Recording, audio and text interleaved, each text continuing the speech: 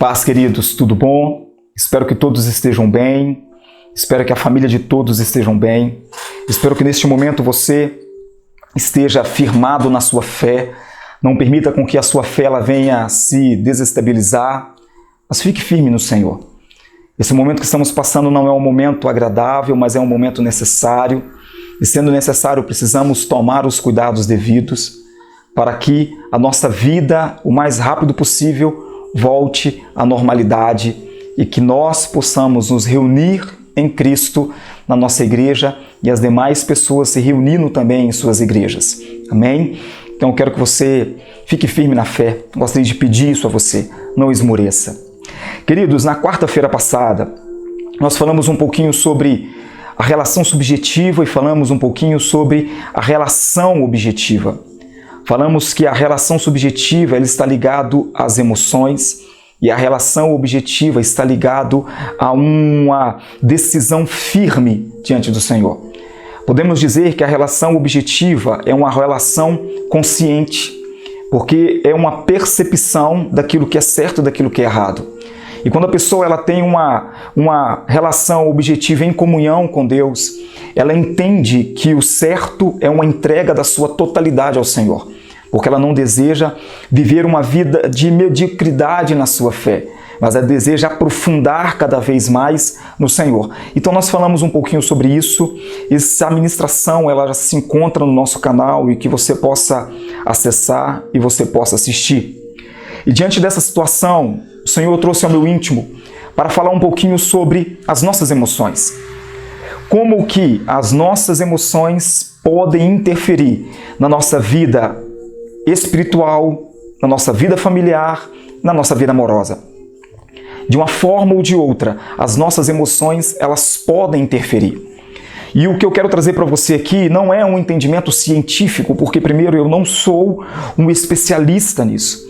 O que eu quero trazer para você é uma visão espiritual daquilo que eu e você sentimos, para que nós possamos iniciar o entendimento diante dos nossos sentimentos, das nossas emoções e da nossa personalidade, conseguir construir essa compreensão para que no dia a dia nós consigamos observar, colocar em prática e mudar quem somos para manifestarmos aquilo que Deus anseia que nós venhamos a manifestar.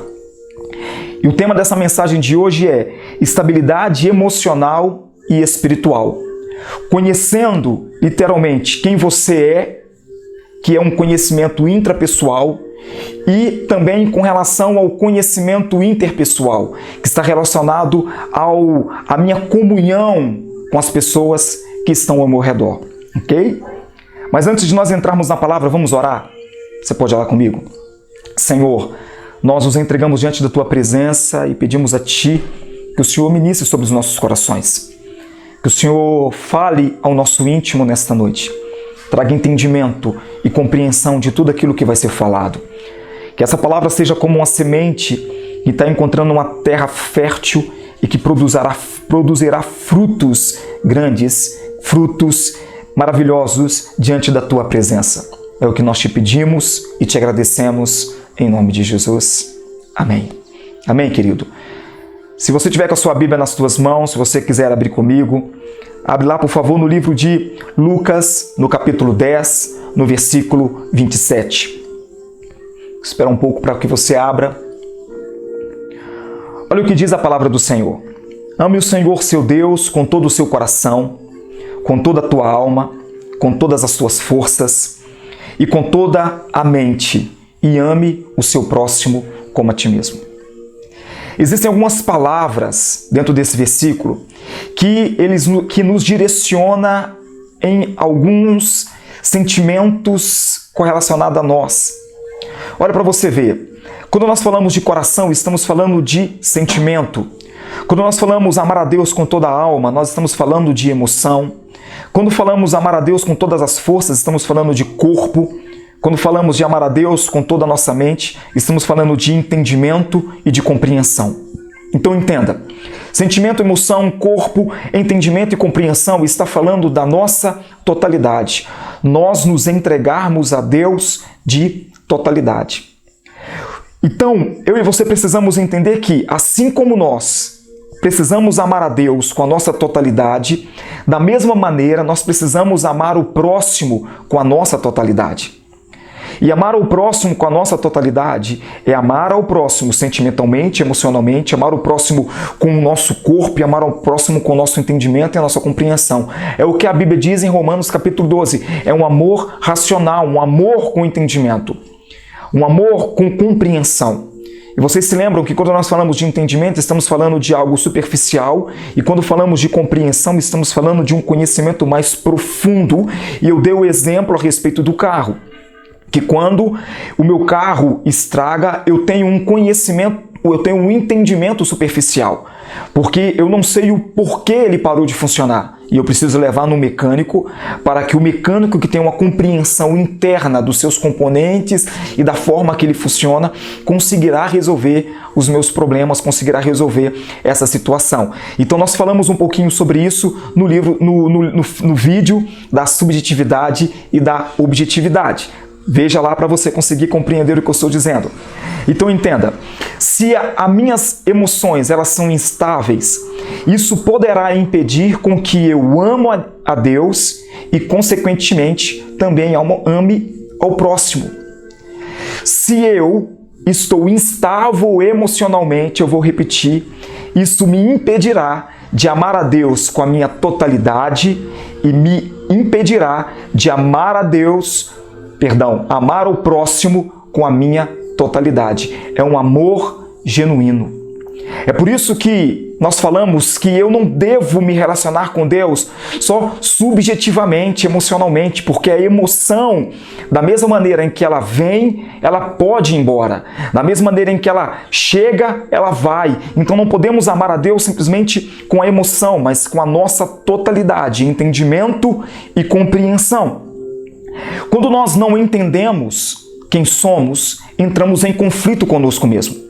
Então é por isso que é necessário com que nós venhamos ter uma relação intrapessoal. E quando falamos de relação intrapessoal, estamos falando do entendimento dos nossos sentimentos e das nossas emoções. Porque os nossos sentimentos e as nossas emoções, elas determinarão em alguns momentos da nossa vida em que será necessário agir. E nós podemos agir emocionalmente ou podemos agir sentimentalmente. Quando agimos emocionalmente, agimos sem pensar. Você já viu aquele ditado que diz assim: nossa, eu agi porque eu estava de cabeça quente. E quando nós agimos sentimentalmente, estamos falando de pensar. Só para você entender o que eu estou dizendo. As emoções, elas são formadas dentro do nosso cérebro. Dentro do nosso cérebro. É chamado de subcórtex. Ela é formada lá dentro. E, consequentemente, quando essas emoções são formadas lá dentro, ela envia sinais para a nossa mente pensante, que é o neocórtex, que é a nossa massa cinzentada, a parte externa do cérebro, é a parte pensante.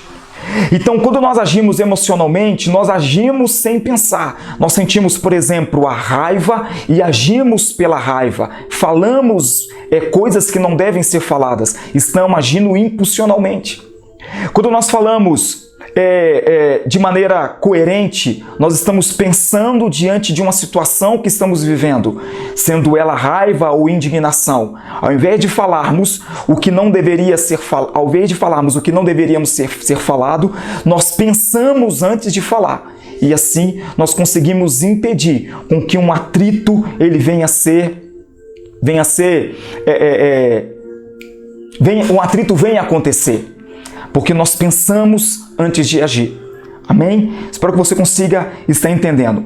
Então eu quero que você consiga entender o que eu estou dizendo. Emoção, nós temos 5 principais emoções. E as 5 principais emoções são elas: medo, tristeza, alegria, raiva e nojo. As emoções são respostas neurais de estímulos externos, ou seja, tudo aquilo que acontece ao nosso redor, ela pode de alguma maneira estimular as nossas emoções.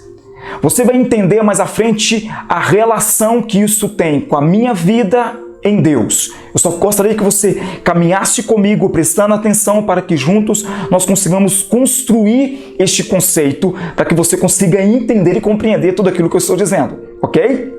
Então, como eu disse, as emoções são respostas a coisas que acontecem fora do nosso corpo.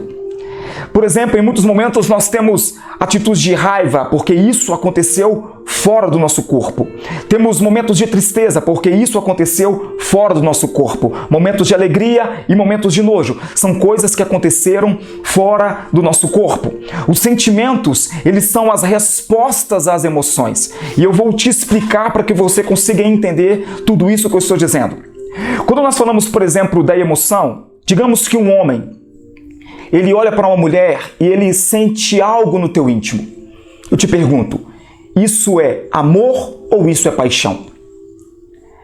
Podemos dizer que isso é paixão. Ele olhou para uma mulher, ele sentiu talvez uma atração, ele sentiu a sua mão suando, ele sentiu algo diferente, ele sentiu um calor no seu corpo, mas isso não é amor, isso é paixão, isso é atração.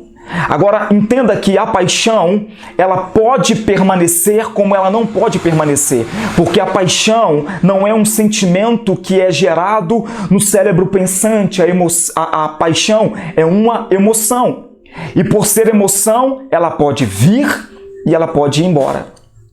Mas agora, assim como ela pode vir e ela pode ir embora, a paixão também ela pode ser transformada no decorrer do tempo no amor de comunhão. É o que muitas das vezes acontece com muitos casais que se relacionam, se casam e esse casamento dura anos. Como eu disse na semana passada, um casal que permaneceram juntos por 82 anos. E eu perguntei qual é o segredo disso?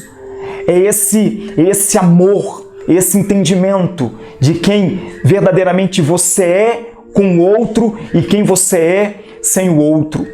Porque o amor, ele não é literalmente uma emoção, mas é um entendimento de comunhão. Porque o amor é um sentimento no íntimo do homem, onde ele sente com relação a outra pessoa, porque ele tem o entendimento, a compreensão que a outra pessoa é importante sobre a tua vida. É importante na sua existência. Isso é o amor. Então, paixão é emoção e amor é sentimento. Quando nós conseguimos entender essas duas coisas, nós caminhamos na nossa existência com equilíbrio. É isso que nós estamos tentando buscar diante de Deus. Esse equilíbrio na nossa vida emocional para que nós consigamos nos relacionar com Deus e nos relacionar com as demais pessoas. Porque a desestabilidade emocional, ela pode impedir o meu relacionamento com Deus e impedir o meu relacionamento com as demais pessoas. Vamos para outro exemplo. Digamos que você está dirigindo o seu carro pelas ruas, tranquilo, passeando. De repente, uma pessoa vem, aparece do nada e colide com o seu carro, com o veículo dela. A pergunta é, qual será a sua atitude? Será uma atitude emocional ou será uma atitude pensante? Se você agir emocionalmente, naquele momento você vai agir pela raiva, pela situação que aconteceu. Automaticamente, você vai descer do seu carro, você vai procurar contenda, você vai procurar briga e, se puder, você vai partir para a mão, vai partir para a agressão física. Agora, isso é quando você é literalmente direcionado pelas suas emoções. Agora, quando você é direcionado pelos seus sentimentos, estamos falando que o sentimento, ele é uma ação do cérebro pensante. Antes de você agir, antes de você agredir, antes de você falar, você vai pensar. Você vai analisar. Resumindo, você vai compreender que a atitude de agressão, de xingamento e de briga não será necessário, porque ninguém saiu ferido e o bem material ele pode ser consertado. Isso é quando nós alcançamos um equilíbrio na nossa vida emocional e na nossa vida sentimental.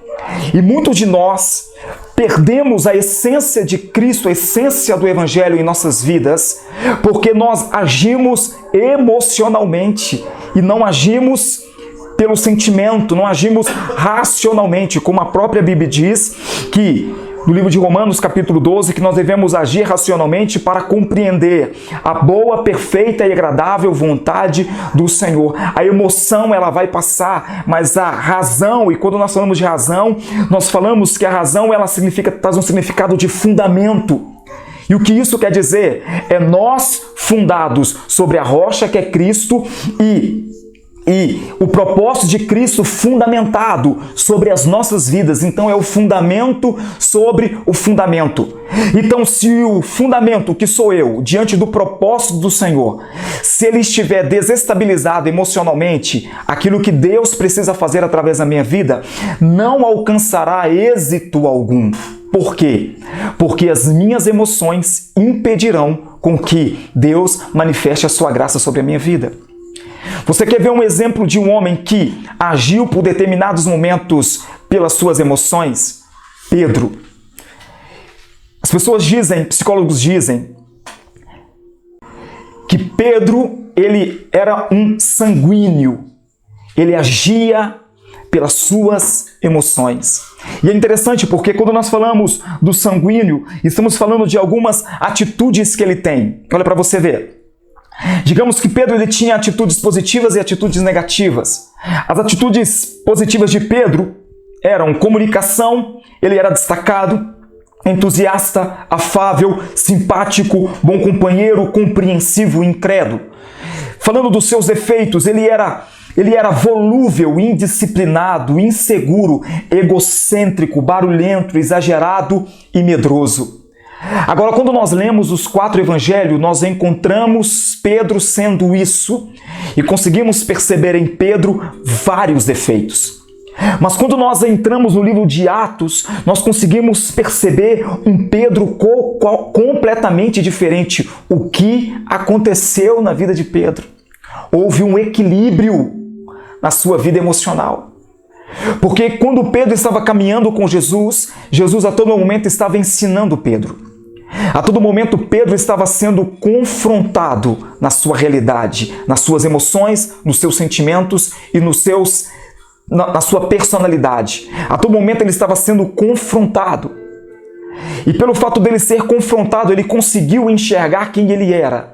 E em Deus, ele conseguiu gerar o equilíbrio para que ele fosse fundamentado sobre a rocha que é Cristo e o propósito de Deus fosse fundamentado através de sua vida.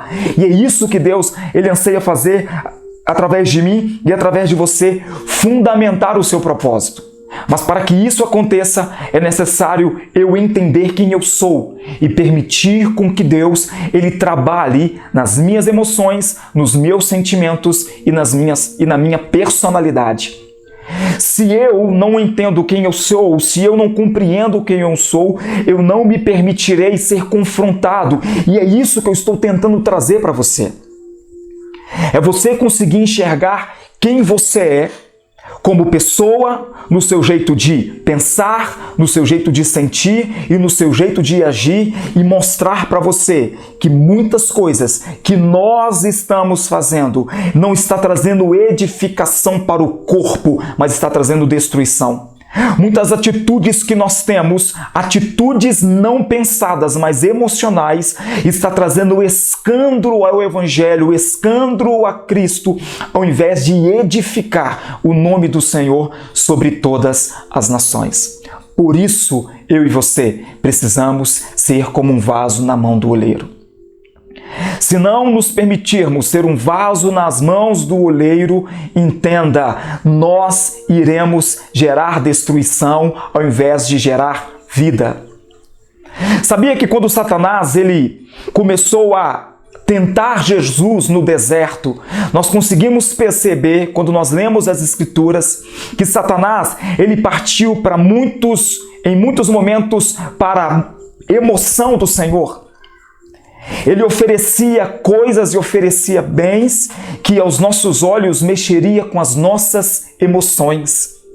Mas Jesus, ele tinha um equilíbrio absoluto da sua própria emoção. Nós vamos falar um pouquinho sobre isso mais à frente, só adiantando um pouco, mas ele tinha um equilíbrio das suas próprias emoções. Ele tinha o equilíbrio dos seus pensamentos. Ele tinha um equilíbrio, literalmente, da sua personalidade.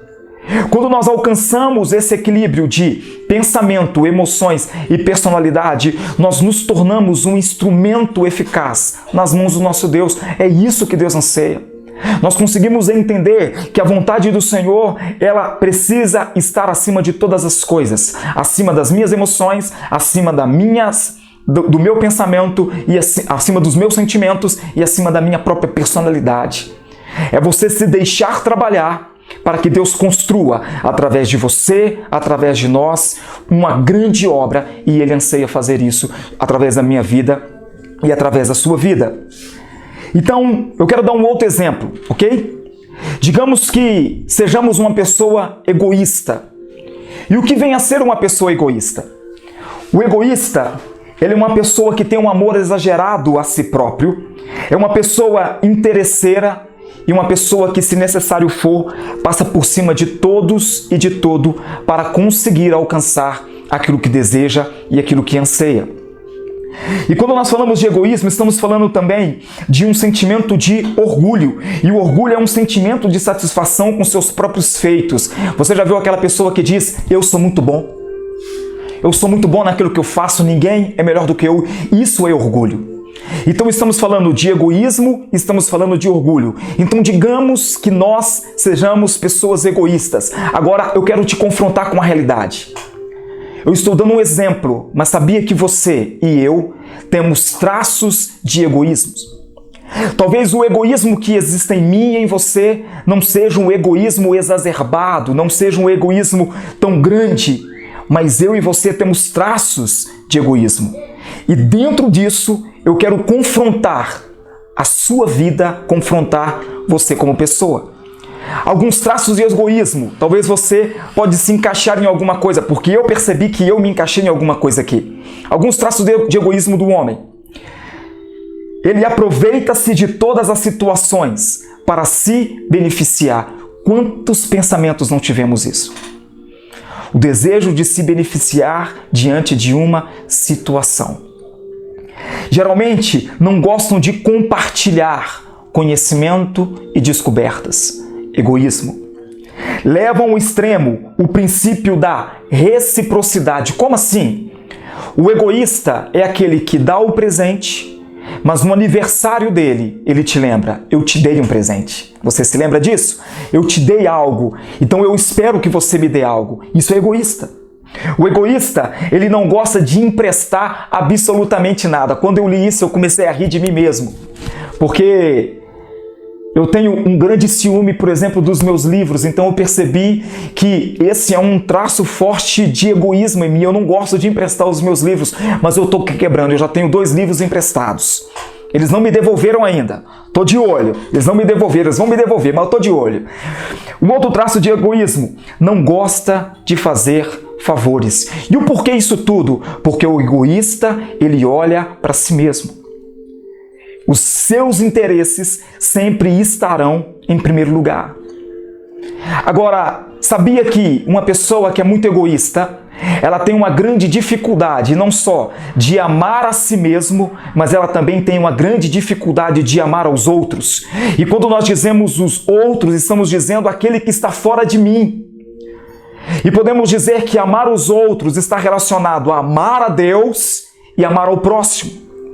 Então, se em mim existem traços egoísticos que estão dominando a minha vida, esses traços, eles me impedirão com que eu manifeste a graça e o amor de Deus. Primeiro, porque eu não me relacionarei com Deus. Eu posso estar dentro de uma igreja, ser egoísta e não ter intimidade com Deus. Eu posso carregar uma Bíblia, ser egoísta e não acreditar e não cumprir aquilo que a Bíblia está dizendo, porque os meus interesses estão acima de todas as coisas. E quando nós falamos da Bíblia, nós estamos falando de ensinamentos que confrontam quem eu sou e quem você é. Se o egoísta, ele pensa só em si mesmo, então o egoísta, ele também não libera perdão. Se o egoísta, ele pensa em si mesmo, o egoísta, ele não vai ajudar ao próximo, não vai estender a mão ao próximo, ele não vai tirar de si mesmo para entregar ao próximo. E é completamente ao contrário essa atitude é completamente ao contrário daquilo que a Bíblia nos ensina. Então você entende que se eu e você tivermos traços que são traços fortes do egoísmo em nós, nós não conseguiremos amar a palavra de Deus e não conseguiremos também nos relacionar com o outro. Porque como eu posso amar o outro se eu não amo a mim mesmo? E o fato do egoísta não amar a si mesmo porque ele não está disposto a abrir mão de muitos anseios seus para conseguir algo. Você se assemelhou a alguma coisa aqui? É por isso que eu e você precisamos trazer as nossas emoções, os nossos sentimentos e a nossa personalidade diante de Deus. Porque é Deus que vai trabalhar em mim e em você. Eu estava vendo uma reportagem ontem falando a respeito da China, desses 2 meses que os chineses eles permaneceram trancados dentro de casa. E agora eles começaram a voltar aos poucos a ter a sua vida ao normal, e o índice de divórcio nesses 2 meses, o pedido, eles subiram drasticamente. Eu não posso te falar a porcentagem porque eu não me lembro, mas subiram drasticamente. E o porquê isso aconteceu? Desestabilidade emocional. Porque enquanto as pessoas estavam vivendo longe uma das outras no seu dia a dia, as emoções não estavam aflorando a pele. Mas a partir do momento em que elas começaram a viver umas com as outras, trancadas dentro de casa, as emoções fluíram e uma conheceu a outra. Então entenda, a desestabilidade emocional, ela pode trazer destruição para a minha vida pessoal, a minha vida familiar e a minha vida conjugal. Talvez o seu relacionamento, ele está indo de mal a pior devido às atitudes emocionais que você tem. Porque entenda o que eu vou dizer agora, quando nós falamos de personalidade,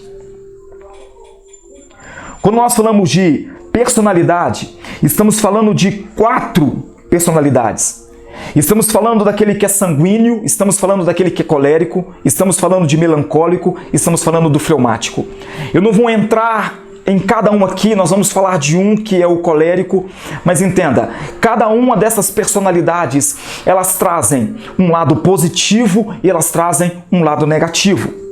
Mas a personalidade, ela pode ser intensificada quando as minhas emoções estão desestabilizadas. E eu quero trazer para você um exemplo de um dos homens da palavra do Senhor, um dos homens da nossa Bíblia, Paulo. Paulo, ele era um homem completamente colérico. Em Paulo existiam qualidades e existiam defeitos. Mas quando nós lemos as Escrituras, nós conseguimos perceber que Paulo alcançou um equilíbrio emocional na sua própria vida, que isso não impediu com que Deus viesse se manifestar através de sua vida. E é isso que eu e você precisamos entender, equilíbrio emocional. Mas quando que nós conseguimos trazer esse equilíbrio para que Deus nos use? Somente através da palavra. Eu sei que existem áreas no psicológico que podem trazer também um entendimento, um equilíbrio emocional. Mas eu estou dizendo aqui no âmbito espiritual. Eu não estou dizendo cientificamente. Estou dizendo espiritualmente. Estou trazendo aquilo que a Bíblia tende a nos mostrar. Aquilo que a Bíblia nos mostra. Agora o apóstolo Paulo ele fala algo muito interessante. Lá no livro de 1 Coríntios, capítulo 11, versículo 1, ele diz: sede meus imitadores, como também eu de Cristo. Agora vamos parar um pouquinho e vamos pensar. Paulo ele disse que as pessoas deveriam imitá-lo como ele imitou a Cristo. Então significa que Paulo conseguiu alcançar na sua vida uma estabilidade emocional que se comparava com a mesma estabilidade emocional de Cristo Jesus. Porque para ser uma cópia, para ser um exemplo, é necessário ter total certeza de quem você é. E Paulo, ao dizer isso, ele tinha total certeza de quem ele era. Vamos olhar um pouquinho, antes de falarmos de Paulo, vamos olhar um pouquinho sobre o que a Bíblia nos mostra sobre Jesus. Lá no livro de Evangelho de João, no capítulo 6, versículo 38, o Senhor Jesus disse assim: Pois eu desci do céu para fazer a vontade daquele que me enviou e não para fazer a minha própria vontade. No livro de Mateus, capítulo 12, versículo 50 diz: Pois quem faz a vontade do meu Pai que está no céu é meu irmão, minha irmã e minha mãe. No Evangelho de João, no capítulo 15, no versículo 10 diz: Se guardardes os meus mandamentos, permanecei no meu amor, do mesmo modo que eu tenho guardado os mandamentos de meu Pai e permaneço no seu amor. Cristo, ele não disse literalmente como Paulo disse, seja meus imitadores, mas ele disse que nós devemos fazer a sua vontade como ele faz a vontade do Pai, porque assim o Pai o amou e da mesma maneira o Pai nos amará. O que Cristo está querendo dizer aqui para mim e para você? Sede meus imitadores. Todos os ensinamentos que Cristo passou aos seus discípulos, ele passou mostrando aos seus discípulos como deveria fazer. O que ele estava querendo dizer? Seja meus imitadores. A palavra imitar significa reproduzir ou tentar reproduzir fielmente o que foi feito por outra pessoa, inspirar-se, ser uma cópia. Entre outras palavras, o aprendiz imita o mestre, faz todas as coisas que o mestre faz. E o que Jesus está dizendo para sermos iguais a ele é: sede meus imitadores. Como eu disse anteriormente, Jesus alcançou o equilíbrio na sua vida emocional e na sua própria personalidade. Porque entenda, Jesus, na sua vida emocional, ele sentiu medo, tristeza, ele sentiu alegria, ele sentiu raiva e ele sentiu nojo. Por que Jesus sentiu todas essas coisas? Quando nós falamos das emoções do medo, estamos dizendo no momento em que ele estava no Getsemane ao ponto de ser crucificado, e a Bíblia diz que ele estava angustiado na sua alma. Isso era medo. Mas ele orou ao Pai e disse: não se cumpra a minha vontade, mas a sua vontade seja feita. Equilíbrio emocional. Existia um equilíbrio horizontal e um equilíbrio horizontal e um equilíbrio vertical. E por que Jesus alcançou esse equilíbrio horizontal na sua vida? Porque ele tinha um equilíbrio vertical.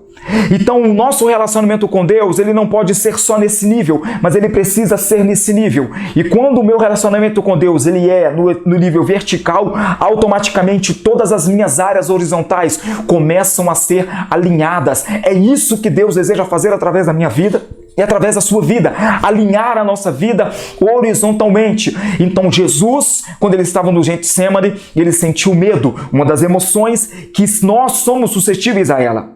Jesus, ele sentiu tristeza. A Bíblia nos diz que quando Lázaro morreu e Jesus chegou, a Bíblia fala, Jesus chorou, tristeza. A Bíblia nos mostra que Jesus sentiu alegria, e uma das alegrias de Jesus era fazer a vontade do Pai. Jesus, ele sentiu raiva. Imagine você, Jesus, sendo crucificado. Será que no íntimo dele a raiva não estava imperando a indignação? O pensamento, talvez um pensamento egoísta, onde ele dizia consigo mesmo: irmãos, eu estou fazendo conjectura, ok? Eu não estou enfatizando que ele pensou assim. Eu estou exemplificando aquilo que eu quero construir no seu coração. Digamos que Jesus, por exemplo, ele possa ter pensado: eu curei esse povo, eu amei esse povo, eu fiz milagres, eu multipliquei pão, eu multipliquei peixes, eu fiz grandes coisas e agora eu estou sendo crucificado. Talvez a raiva tentou entrar no teu coração, mas ele alcançou um equilíbrio porque ele tinha vida vertical e a alegria dele era fazer a vontade do Pai. Era fazer a vontade do Pai. E o ato de fazer a vontade do Pai, mesmo ele na cruz, com cravos nas mãos, com coroa na sua cabeça, com sede, com cravo nos seus pés, ele vira para Deus e diz: Pai, perdoa-lhes, porque eles não sabem o que fazem. Isso é equilíbrio emocional. É não odiar o outro por aquilo que o outro fez, mas é amar o outro, porque o que está em mim e o que está em você, ele faz com que eu ame ao outro incondicionalmente. E o que habita em nós se chama o Espírito Santo do Deus vivo. E é esse Espírito que, quando eu dou liberdade, ele controla a minha vida. Ele não só controla, entenda isso, ele não só controla a minha vida, mas ele controla as minhas emoções. Ele controla os meus sentimentos e ele controla a minha personalidade. Então Jesus tinha todas as suas emoções alinhadas. Jesus também, meu querido, ele poderia ter nojo, que é uma das emoções. Mas olha o que a Bíblia diz que ele orou pelos enfermos, ele orou pelos leprosos. E quando nós falamos da lepra, estamos falando de pessoas que não tinham, como nos dias de hoje, medicamentos para serem curadas. Estamos falando de uma doença que na época era altamente transmissível e cujas pessoas eram excluídas da sociedade, colocadas literalmente à margem da sociedade, dentro de cavernas e distantes da cidade para não transmitir a lepra para as outras pessoas. Mas Jesus se aproximou dos leprosos, homens que não tinham talvez nariz, homens que não tinham os seus dedos, homens que estavam mutilados pela enfermidade, mas ele não teve nojo, ele foi perfeito em todas as coisas. Oh, meu Pai, Deus deseja trazer a perfeição do alinhamento sobre a minha vida e sobre a tua vida. Porque se somos dominados pelas nossas emoções, não conseguiremos manifestar a graça de Deus como ela precisa ser manifestada. Então entregue-se diante do Senhor. Jesus também, meu querido, ele era alinhado na sua personalidade. Quando falamos da personalidade, como eu disse, estamos falando do colérico, estamos falando do sanguíneo, estamos falando do melancólico, estamos falando do fleumático. Isso são traços de personalidade. Mas quando as minhas emoções, elas estão desestabilizadas, como eu disse, as minhas emoções, elas intensificam a minha personalidade e a minha personalidade intensifica as minhas emoções. Mas quando nós olhamos para Jesus, e Augusto Cury, ele trouxe isso com muito entendimento. Ele tem uma coletânea de livros que fala da personalidade de Jesus, e o que é maravilhoso quando você começa a ler um pouquinho sobre aquilo que Augusto Cury escreveu. Ele escreveu algo que ele conseguiu perceber em Cristo Jesus. Porque ele conseguiu, sendo um psicanalista, perceber traços em Jesus que eram completamente incoerentes com o homem. Incoerentes da seguinte maneira, que não tinha condições de Jesus amar ao próximo sendo ele apedrejado, mas ele amou. Não tinha condições de Jesus perdoar ao próximo sendo ele crucificado, mas ele perdoou. Não tinha condições de Jesus chamar Judas de amigo, mesmo sendo traído, mas ele chamou Judas de amigo. Então, o que Augusto Cury conseguiu enxergar em Jesus e que transformou a sua vida e tirou sua atitude ou a sua posição de ateu para um homem que crê em Cristo Jesus, é a personalidade de Jesus, ou seja, o equilíbrio emocional, sentimental e o equilíbrio na sua personalidade. Jesus era perfeito em todas as coisas. Agora, Jesus, ele veio como homem, alcançou essa perfeição pelo Espírito de Deus para mostrar a mim e a você que é possível ser diferente. Porque se temos atitudes destrutivas, nós podemos ter atitudes construtivas. É possível ser diferente. Se somos ignorantes, é possível sermos amáveis. A atitude diferente. Se somos impossíveis, nós conseguimos, através do Espírito Santo de Deus, conseguimos deixar de ser impossíveis. Através do Espírito, tudo é possível. O Senhor disse, aquilo que é impossível ao homem é possível para Deus. Então entenda, a pessoa que você é e que você está se enxergando através dessa palavra, e você está sendo confrontado, Jesus pode mudar. Ele pode transformar a sua história. E eu quero falar, não estou falando cientificamente, eu estou falando espiritualmente. Jesus, ele pode transformar. A luz da palavra, ele pode mudar quem eu sou e quem você é, da água para o vinho. Então permita-se ser transformado. Permita ser diferente. Mas é só pelo Espírito de Deus. E o apóstolo Paulo, então, ele disse, como nós falamos, sede meus imitadores, como eu sou de Cristo. E o apóstolo Paulo, então, ele alcançou um equilíbrio na tua vida. Um equilíbrio tão grande ao ponto de se ver como um exemplo, porque ele conseguiu copiar o seu mestre. Olha que lindo! Ele conseguiu copiar Cristo Jesus. O impossível ao homem é possível a Deus. Então, quando nós falamos do apóstolo Paulo, estamos falando de um homem que era colérico, e eu quero falar para você um pouquinho como o apóstolo Paulo era.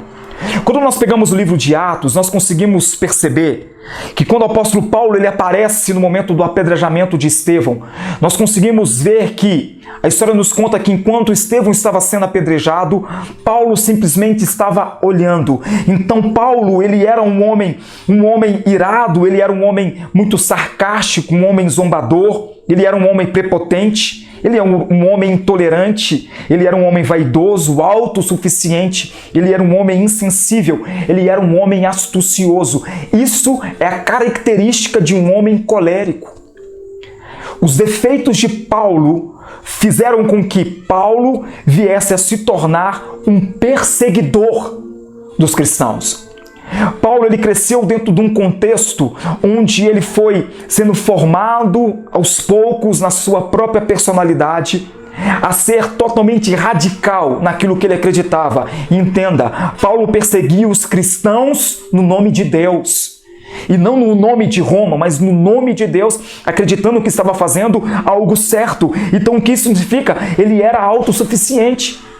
Ele literalmente acreditava naquilo que ele estava fazendo. E quando nós falamos de autossuficiência, é a pessoa que acredita literalmente que não necessita de ajuda e que não precisa de direcionamento. Paulo era um homem colérico, ele era um homem defeituoso.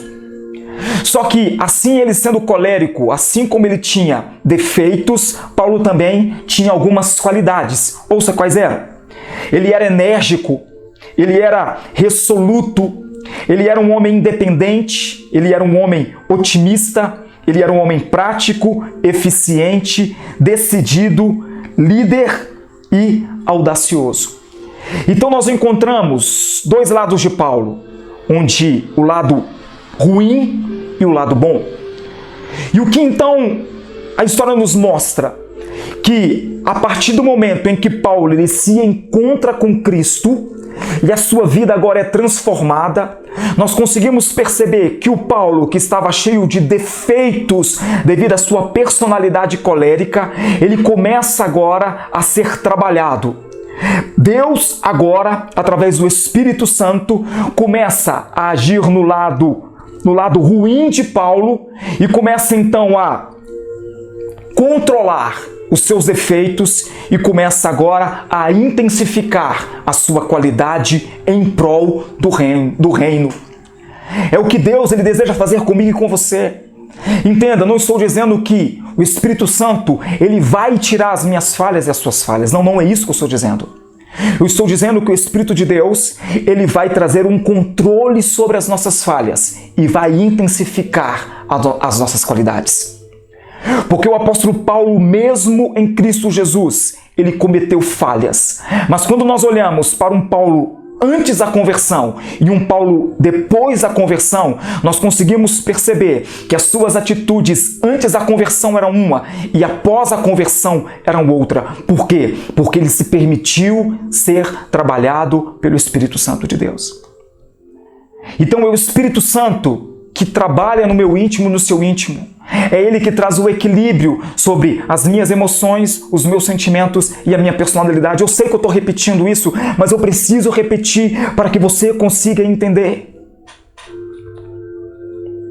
Porque Paulo deixou de ser uma influência negativa para se tornar uma influência positiva.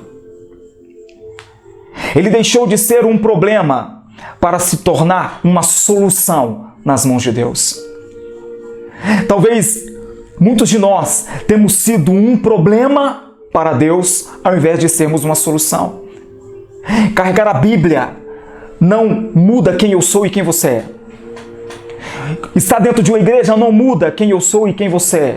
O que muda quem eu sou e quem você é, verdadeiramente, meu querido, é quando há uma entrega da nossa totalidade diante de Deus. É amar a Deus com o nosso coração, é amar a Deus com a nossa mente, é amar a Deus com as nossas forças, é amar a Deus com a nossa alma, amar a Deus com a nossa totalidade. Só conseguimos ser transformados diante do Senhor se amamos a Deus com tudo aquilo que somos, nos entregamos a Ele. E é isso que o Senhor anseia, que nós nos entreguemos a Ele de corpo, de alma e de espírito. Nos entregamos a Ele com a nossa própria totalidade. Aleluia. Então Paulo, que era agora colérico, que tinha uma personalidade colérica, agora ele tem essa personalidade alinhada, agora ele tem essa personalidade equilibrada. E Deus agora começa a agir na vida de Paulo de uma maneira que normalmente um colérico ele não tem. O apóstolo Paulo agora, em determinados momentos, ele começa a falar de amor, ele começa a expressar amor, ele começa a demonstrar, a ter atitude de amor. E nós encontramos isso na sua carta. No livro de Romanos, no capítulo 9, no versículo 13, ele diz assim: em Cristo digo a verdade, não minto, dando-me testemunho a minha consciência no Espírito Santo, que tenho grande tristeza e contínua dor no meu coração, porque eu mesmo poderia desejar ser anátema de Cristo, ou maldição de Cristo, por amor dos meus irmãos, que são meus parentes segundo a carne. Paulo, que era egoísta, agora está disposto a ser maldito por amor aos seus irmãos. O lado colérico ruim foi dominado e Deus agora começa a intensificar o lado colérico bom. Paulo também era um homem autossuficiente, que acreditava em si mesmo. Como diz o colérico, ele é briguento, ele parte para cima, mas agora Paulo ele começa a falar de algo, de paz. E normalmente o colérico ele não busca paz. E olha o que ele diz dentro da palavra do Senhor. Ele diz: aprendi a adaptar-me a toda e qualquer circunstância. Sei o que é passar necessidade e sei o que é ter fartura. Aprendi o segredo de viver contente em qualquer situação, seja alimentado, seja com fome, tendo muito ou passando necessidade. O que é isso, meu querido? O colérico, vamos lá de novo. O colérico, ele é impaciente, ele é intolerante, ele é vaidoso, ele é insensível. Agora Paulo, ele perde a sua impaciência, ele perde a sua prepotência, a sua intolerância, a sua vaidade, e ele começa a dizer para si mesmo: eu aprendi a padecer. Aprendi a padecer necessidade. Eu aprendi a ter muito e aprendi a ter pouco. O porquê? Através do amor genuíno em Cristo Jesus. Mais uma vez, o Senhor, ele acalmou literalmente o seu lado ruim, equilibrou o seu lado ruim e intensificou a sua qualidade. Paulo era um homem irancudo, que significa isso? Era um homem de briga, mas agora a Bíblia nos mostra que ele passa a ser um homem de paz, um homem de mansidão. E ele também passa a ser agora um homem de fé, e não só um homem de fé, mas ele passa a ser um homem humilde. Existe um homem que se chama Jacob Beeman, ele diz algo muito interessante. Ele diz assim que todo colérico precisa derramar água fria da humildade sobre a tua vida todos os dias para apagar as brasas da sua vontade. O apóstolo Paulo todos os dias, e a Bíblia nos fala sobre o espinho da carne, o apóstolo Paulo todos os dias, ele precisava lançar sobre a tua vida a água fria da humildade, para que o seu lado colérico ruim, ele não viesse ser intensificado e ele viesse a destruir tudo aquilo que Cristo estava construindo através de sua vida. Nós precisamos alcançar um equilíbrio diante do Senhor. Talvez você está achando, meu Deus, mas essa palavra ela é muito complexa. Não é uma palavra tão agradável, talvez você está pensando. Mas é porque Deus está confrontando quem eu sou e quem você é. E quando eu estava preparando isso, em muitas coisas eu estava me enxergando. Em muitas coisas, falando da personalidade sanguíneo, colérico, melancólico e fleumático, eu consegui me enxergar em algumas coisas dentro dessas personalidades. E consegui entender que para ser um instrumento nas mãos de Deus, eu preciso ser mudado. Eu preciso ser transformado. Mas para encerrar, meu querido, como que isso vai acontecer na minha vida e na sua vida? Essa transformação. Isso vai acontecer a partir do momento em que eu permitir com que o Espírito de Deus venha dominar a minha vida, ele venha literalmente ministrar sobre mim os frutos do Espírito. No livro de Gálatas, no capítulo 5, no versículo 19 ao versículo 26, nos fala de duas coisas. Nos fala das obras da carne e nos fala dos frutos do Espírito. Nos fala do fruto do Espírito. É interessante porque fala obras da carne no plural e fala fruto do Espírito no singular. E quando se fala das obras da carne, está falando da imoralidade sexual, de impurezas, de ações indecentes, adoração a ídolo, está falando de feitiçarias, inimizades, brigas, ciumeiras, acesso de raiva, está falando de ambição egoísta, de desunião, de divisões, de invejas e de bebedeiras. Então as obras da carne está falando na natureza humana. Está falando daquilo que somos, está falando de atitudes que acontecem emocionalmente, acontecem sentimentalmente e acontecem na nossa personalidade. Mas quando a Bíblia fala do fruto do Espírito, diz o seguinte, diz que o fruto do Espírito é amor, é alegria, é paz, paciência, generosidade, bondade, fidelidade, humildade e domínio próprio. Agora eu quero que você consiga entender. Fala de obras e de fruto. Obras no plural e fruto no singular. Obras no plural está dizendo que você pode ser egoísta, mas talvez você não pode ser imoral sexualmente. Você pode ser um homem de briga, mas talvez você não pode ser um homem de inveja. Então você pode ser uma coisa e você não pode ser outra. Mas quando a Bíblia fala o fruto do Espírito, não é só uma coisa. Nós conseguimos perceber que são várias, e eu vou ler novamente. Amor, alegria, paz, paciência, generosidade, bondade, fidelidade, humildade e domínio próprio. Estamos falando de 4 características do fruto do Espírito. Então entenda, as obras da carne você pode ser uma coisa e não ser outra, ou você pode ser todas. Mas quando nós falamos do fruto do Espírito, mesmo estando no singular, entenda que o Espírito de Deus, quando ele age e habita na minha vida, ele age e habita na minha totalidade. Então as 9 características do fruto do Espírito, elas são manifestas na minha vida. Isso é completamente diferente da obra da carne. E é isso que o Espírito de Deus deseja fazer. Ele deseja literalmente transformar a sua emoção, transformar o seu sentimento e transformar a sua personalidade. Porque se você está sendo uma pessoa destrutiva na sua emoção, sentimento e personalidade, o Senhor Jesus vai trazer um alinhamento sobre você. Porque o apóstolo Paulo, sendo colérico, ele alcançou um equilíbrio geral diante da presença de Deus, um equilíbrio vertical e horizontal, ao ponto de falar comigo e com você: sede meus imitadores como eu sou de Cristo. Mas agora eu te pergunto, você tem coragem de pedir às pessoas para imitarem os seus passos e para ser igual a você? Meu querido, eu não tenho coragem de pedir. Eu não tenho coragem de pedir. Porque eu consigo perceber que em muitas coisas eu preciso ser trabalhado. E quando eu trago esse entendimento intrapessoal, quando eu olho para mim mesmo e consigo perceber que a minha vida emocional ela está atrapalhando a minha vida com Deus e os meus relacionamentos, eu preciso então me lançar aos pés de Cristo Jesus, clamando a sua verdade e pedindo: transforma a minha vida, transforma a minha história. Sabe por quê?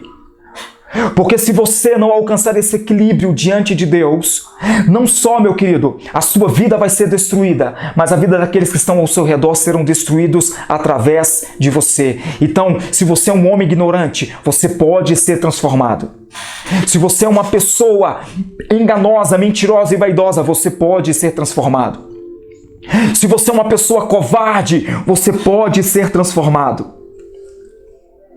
Se você é uma pessoa insensível, você pode ser transformado. Se você é uma pessoa introvertida, você pode ser transformado. Se você é uma pessoa pessimista, você pode ser transformado. Se você é uma pessoa egoísta, você pode ser transformado. Se você é uma pessoa crítica, você pode ser transformado. Se você é um vingativo, você pode ser transformado. Se você é uma pessoa inflexível, você pode ser transformado. Se você é uma pessoa egocêntrica, insegura, indisciplinada, impulsiva, vaidosa, insensível, astuciosa, que faz maldades, se você é uma pessoa, meu querido, uma pessoa desconfiada, se você é uma pessoa desmotivada, entenda, você pode ser transformado através do Espírito Santo de Deus. E eu repito isso novamente, eu estou dizendo do âmbito espiritual. O Espírito de Deus, ele pode transformar quem eu sou e quem você é. Porque assim como Paulo foi transformado, eu e você podemos ser transformados. Assim como Pedro foi transformado, eu e você podemos ser transformados. E eles foram transformados não pela ciência, eles foram transformados pelo Espírito de Deus. Porque o Espírito de Deus, ele perscruta a minha alma e a sua alma. O Espírito de Deus, ele conhece quem eu sou no meu íntimo e no seu íntimo. O Espírito de Deus, ele sabe quem eu sou quando estou só e quando você está só. E são essas verdades que o Senhor está trazendo hoje sobre as nossas vidas. Porque Ele anseia que haja uma mudança de realidade. Porque para ser um fundamento sobre o fundamento, é necessário estarmos alinhados verticalmente e horizontalmente. E eu gostaria de orar por você neste momento. Gostaria de pedir que Deus traga neste momento a compreensão de tudo aquilo que foi ministrado sobre a tua alma. E que você comece agora assim a enxergar. E eu quero te pedir algo também. Pesquise sobre isso. Comece a conhecer quem você é e comece a levar isso para Deus. Eu sou muito ignorante, então leva isso para Deus. Como eu disse, Ele pode transformar todas as coisas. Conheça a ti mesmo e saiba quem você é. Peça perdão ao Senhor. Se entregue por completo a Ele. Se entregue à sua vontade e permita com que Ele venha moldar o caráter dEle em você.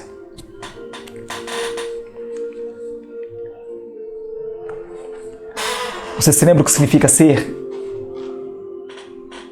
uma imitação, ou imitar, melhor dizendo? Só um momento. Imitar significa reproduzir ou tentar reproduzir fielmente. Inspirar-se, ter como exemplo, copiar. O aprendiz imita o mestre. Desculpa. E é isso que Jesus deseja. Que assim como Paulo imitou o Mestre, alcançando equilíbrio na sua vida e ser um instrumento nas mãos de Deus, o Senhor deseja que nós possamos alcançar esse equilíbrio, imitando o Mestre. O pupilo imita o seu Mestre. Se torna idêntico. No jeito de andar, no jeito de pensar, no jeito de sentir e no jeito de agir. Deixe Jesus transformar quem você é. Quando você permitir Jesus te transformar de dentro para fora, muita coisa começará a mudar.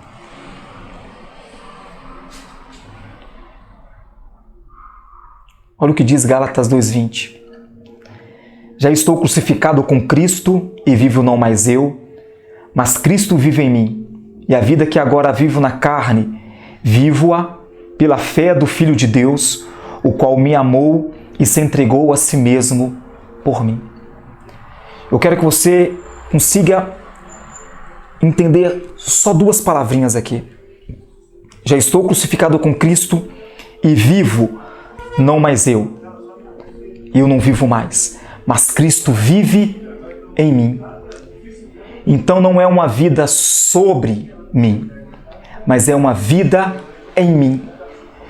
Imitar Cristo, ou ser o seu pupilo e igual a Ele, não está relacionado a tê-lo sobre mim, talvez carregando uma Bíblia nas mãos e indo à igreja, mas está relacionado a tê-lo em mim, ter a Bíblia nas mãos e viver aquilo que a Bíblia está dizendo. Ir à igreja e absorver, aprender tudo aquilo que Cristo está falando, está direcionando e ser completamente diferente, transformado para a honra e para a glória do Senhor Jesus. Vamos orar? Você pode colocar a mão sobre os seus corações, sobre o seu coração. Senhor, nós ouvimos a Sua palavra hoje, Deus, e compreendemos nesta noite, compreendemos neste dia, a importância, Senhor, do equilíbrio emocional, sentimental e o equilíbrio na nossa personalidade. Muitas das vezes nós temos vivido uma vida tão distante da Tua presença, porque as nossas emoções, elas têm sido dominadas pelas nossas próprias vontades. E o que nós clamamos a Ti nessa noite é, assim como o Senhor transformou a vida de Paulo, fazendo com que os seus atos ruins, eles fossem diminuídos e as suas qualidades fossem intensificadas, nós clamamos a Ti que o Senhor trabalhe também nas nossas personalidades. Trabalhe, Senhor, na nossa emoção, trabalhe nos nossos sentimentos, trabalhe na nossa totalidade. Não queremos estar distantes da Tua presença pela raiva, pelo ódio, pela intolerância, pela ignorância, pela autossuficiência, mas queremos estar próximo de Ti. A Sua palavra nos mostra no livro de Gálatas 5:22 que o fruto do Espírito é ministrado sobre as nossas vidas. Então clamamos a Ti, Espírito Santo, ministre sobre nós o Teu fruto, a Tua totalidade e nos transforme. Mude a nossa história. É hora de sermos direcionados por Ti e pararmos de sermos direcionados por nós. Assim como o Senhor mudou a vida de Pedro, nós pedimos, mude a nossa história, mude a nossa vida. Queremos tão somente ser um instrumento nas Tuas mãos. Queremos tão somente ser um fundamento sobre um fundamento, para que o Seu propósito seja construído sobre as nossas vidas, mas que esse propósito, essa construção, ela não venha a ruir pelas nossas negligências, mas que ela venha permanecer diante do Teu altar, glorificando e exaltando ao Teu nome. Nós nos entregamos diante do Teu altar, Te louvamos e Te agradecemos, em nome do Senhor Jesus. Amém e amém, Jesus. Amém, querido. Essa é a palavra que o Senhor tem para você neste dia. Eu espero que tenha conseguido trazer ao teu coração esse entendimento e essa compreensão. E mais uma vez eu quero te pedir, cuide de você, cuide dos seus, ame ao Senhor, ame ao próximo, ore ao Pai, tenha vida com Ele e que em breve, em nome de Jesus, nós estaremos reunidos novamente. Que Deus possa abençoar a tua casa e que Deus possa abençoar a tua família. Fique com Deus, ó. Beijão para todos. Tchau, tchau. Até mais. Com Deus.